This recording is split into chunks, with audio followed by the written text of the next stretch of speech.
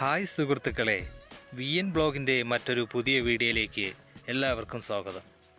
വീട്ടുമുറ്റത്ത് വളരെ എളുപ്പത്തിൽ യാതൊരുവിധ വിഷാംശങ്ങളുമില്ലാതെ വളർത്തിയെടുക്കാൻ പറ്റുന്ന ഒന്നാണ് ചീര.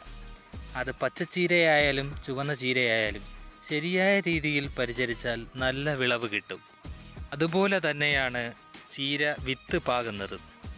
നേരിട്ട് മണ്ണിലേക്ക് പാകാതെ അല്പം ഉണങ്ങിയ മണലെടുത്ത് അതിലേക്ക് മിക്സ് ചെയ്തിട്ട് പാകുക. അപ്പോൾ ചീര അടുത്തടുത്ത് മുളയ്ക്കാനുള്ള ചാൻസ് കുറവാണ്. ചീരയുടെ വളർച്ചയ്ക്ക് ഏറ്റവും നല്ലത് ചാണകപ്പൊടിയും കടലപ്പിണ്ണാക്ക് പുളിപ്പിച്ചതുമാണ്. അതുപോലെ തന്നെ പെട്ടെന്ന് വളർത്തിയെടുക്കാൻ പറ്റുന്ന ഒന്നാണ് പയർ. അധിക പരിചരണമില്ലാതെ തന്നെ വിളവ് തരുന്നത് ഒന്നാണ് പയർ കൃഷി.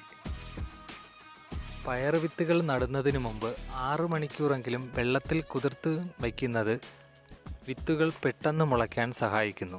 അതുപോലെ വീട്ടുമുറ്റത്ത് എളുപ്പത്തിൽ വളർത്താൻ പറ്റുന്ന ഒന്നാണ് വെണ്ട. വെണ്ടയെ പ്രധാനമായി ബാധിക്കുന്ന പ്രശ്നമാണ് തണ്ടുതുരപ്പൻ. പ്രതിരോധിക്കാൻ വേപ്പെണ്ണ, വെളുത്തുള്ളി കഷായം ആഴ്ചയിലൊരിക്കൽ പ്രയോഗിക്കുന്നത് നല്ലതാണ്. ഇതൊക്കെയാണ് ഇന്നത്തെ വീഡിയോ. ഇഷ്ടപ്പെട്ടാൽ എല്ലാവരും ചാനലൊന്ന് സബ്സ്ക്രൈബ് ചെയ്യുക.